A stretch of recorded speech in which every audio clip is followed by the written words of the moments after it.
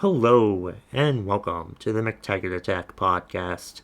I'm Kevin McTaggart, and in this episode of the podcast, I'm going to be giving my opinion on Twitter banning President Trump. I'll be talking about that and their defense of freedom of speech being violated and a few other thoughts that I had about this. So go ahead and give it a listen. And if you're watching it on YouTube, go ahead and like the video and subscribe to the channel if you'd like. And follow me on Instagram, Twitter, and TikTok at McTaggart Attack. And if you're listening to this on the audio, subscribe, rate, and review. So let's move on to me talking about Twitter banning Trump. Let's go on to me talking about Twitter banning Trump. That's better. So, Trump got banned from Twitter. Well, officially, permanently suspended. I have to say, when I initially saw that headline Friday evening and it said Twitter suspends Trump, I'm like, I thought he already was suspended, and then they read the statement further and oh, a permanent suspension for Trump. What a shame. Honestly, the suspension happened, the ban, we'll call it a ban. It sounds sort of like him. Oh, a permanent suspension. I call it a ban. That's what I call it, a ban, in my terrible Trump impersonation. But yeah, the ban should have happened 4 years ago, honestly, while he was running for president. Or when his presidency started, they should have banned him from Twitter or suspended his Twitter account for 4 years. Because, yes, it got him elected, but he just utterly misused it for all the wrong reasons. It was just fucking disgusting. I hated reading his tweets. For a while, for most of the time, I tolerated them. I would I didn't unmute him or block him until the past 2 years or so, maybe. But I just you couldn't avoid Trump's tweets, because even when you blocked him, you'd still see people reacting to the tweets. So then I'd have to go ahead and check to see what the tweet said, and then that just put me in a sour mood, because most of his tweets are just him bullying people and lying about shit constantly, and that's the way he's been this entire time. And I'm just so glad that his Twitter's gone. That just makes me feel really good that fucker's off Twitter and all the other social media sites. He's off all of the other social media sites as well, but Twitter's the big one. Twitter's the one I think he loves the most, obviously, because he has 88 million followers on Twitter, and they love him on Twitter.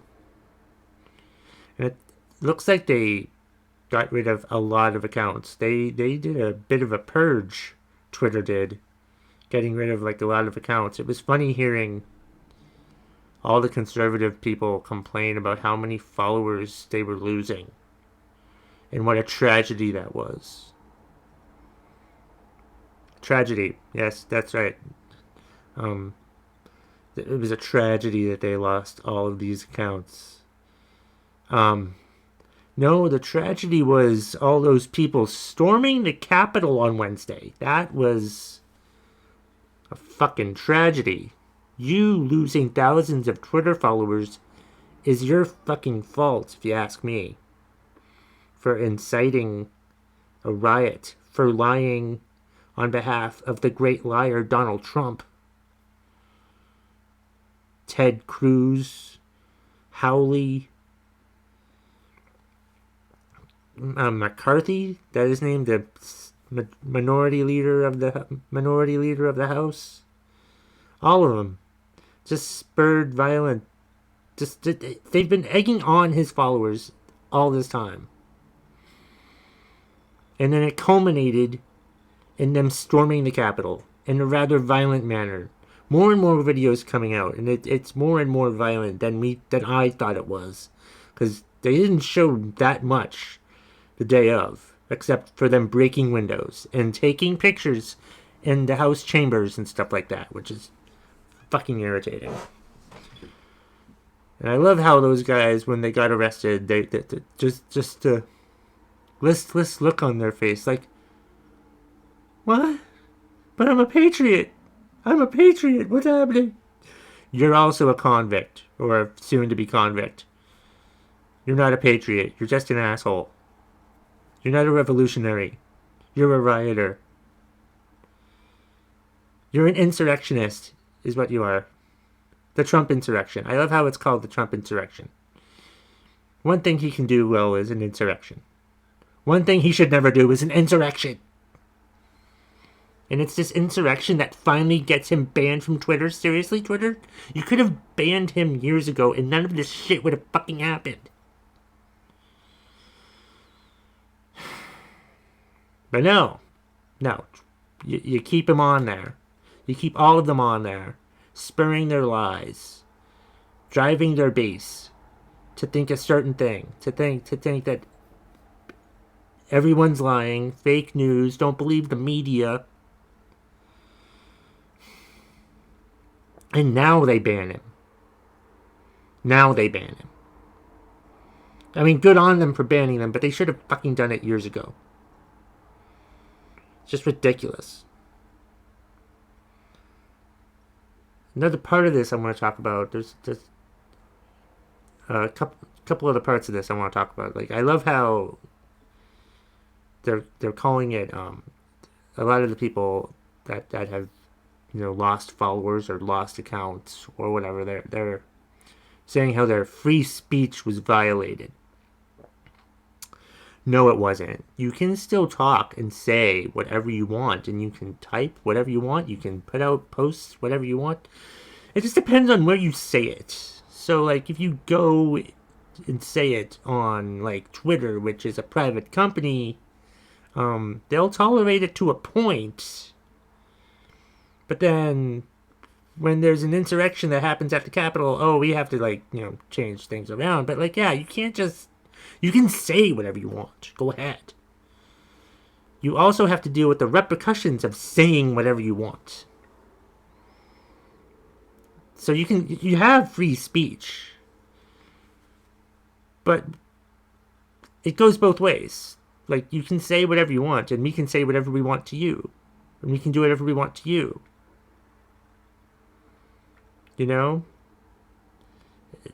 That's just how it works. Your free speech isn't being violated when they ban you from Twitter. It's not. I don't think you know what free speech means. Like, if I would just yell out a window something, or just say something to someone, and they would say that they would disagree with me. You said something on Twitter, Twitter disagreed with you. So Twitter banned you, ultimately. Or they'll suspend you sometimes. They've been suspending people for years. They've banned people for years. I know James Woods was banned. The actor James Woods, who I think the last thing he ever did was Digstown, or some other shitty movies, but he was also very conservative. And Chuck Woolery, the host of Scrabble, has been suspended a couple times. I think even James Woods was banned, but then he got unbanned. So Trump can get unbanned at some point, probably. I don't know. But it's just so terrible. I mean, oh my God. But yeah. None of their free speech is violated.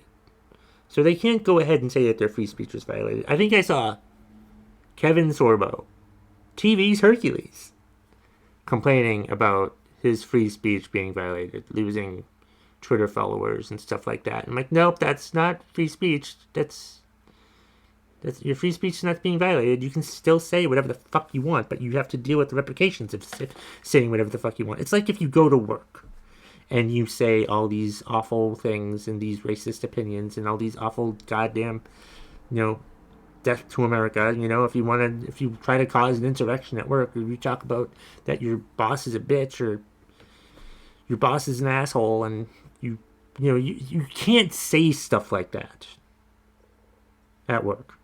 They'll fire you. That's summarily what Twitter did to Trump and a bunch of other people. They fired them. And like a bunch of other accounts too, because I'm guessing, because I lost like 200 followers, I think. So, I don't know. Follow me on Twitter, at McTaggart Attack. But yeah, it's just people can claim that their free speech First Amendment was violated, but it wasn't. So get over it. Because if you go to work and you say shit, you're gonna get fired. You know what else is also like? I found this to be very funny. So there's that religious liberty law, where owners can kick people out based on their beliefs, religious or LGBTQ or whatever reasons. I think there was an issue with, I think it was North Carolina. I might have the state wrong. I don't know. I tried looking it up, but I couldn't find it. I found some other examples though, but like, bakery owners have refused to make cakes for gay couples, or people have refused to make invitations for gay couples, stuff like that. So Twitter is refusing to make a gay cake for Trump is basically what it is. That's not my original idea. I read that somewhere, but I thought it was funny, and I thought it was very accurate that's basically what's happened here is they're using the religious liberty rule sort of with Trump, saying, hey, these are our beliefs, and we feel like having you here is hurting our beliefs, is against our beliefs, so we need you out of here. It's not religious, but MAGA is a cult, so maybe that counts as religious liberty now, since they're much more cult-like, since they do whatever their Lord and Savior Trump says when he tells them to go to the Capitol and fight. They went to the Capitol and they fought.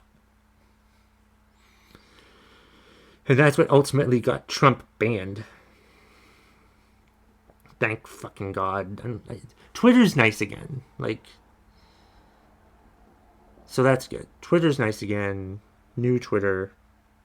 Trumpless Twitter. And like I said, he's banned from everywhere, which is great. Deservedly so. Should have happened years ago. Because they're private companies. They can do whatever the fuck you want. You can still say anything. You still have free speech. But you still have consequences for that free speech. You can still say whatever you want. You won't get killed for just saying things. You won't go to jail for just saying things. But you have to be careful who you say those things to, because they have rights also to not get offended by what you're saying.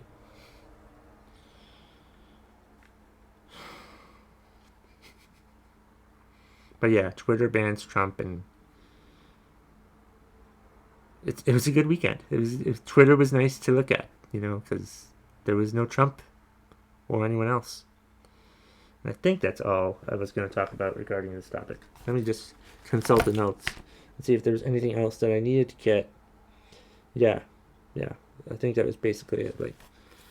The lawsuits won't work. He's sending Rudy Giuliani after,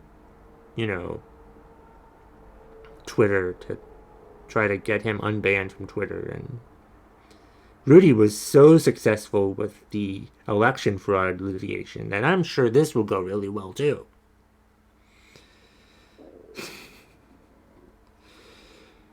Ridiculous. And yeah, it's just when I saw that Trump was permanently suspended or banned from Twitter, I felt like a huge burden had been lifted off my shoulders, because I don't have to deal with accidentally reading his tweets anymore. Thank God for that. Anyway, that's all I've got for this episode, so hope you enjoyed it. Hey, thank you so much for watching and or listening to the podcast today. I really appreciate it. If you watched it on YouTube, please do me a favor and subscribe to the channel and like the video. And if you listen to it on an audio podcast, please subscribe, rate, and review wherever you listen to the podcast. And that's the bottom line. If you smell what the McTaggart Attack podcast is cooking.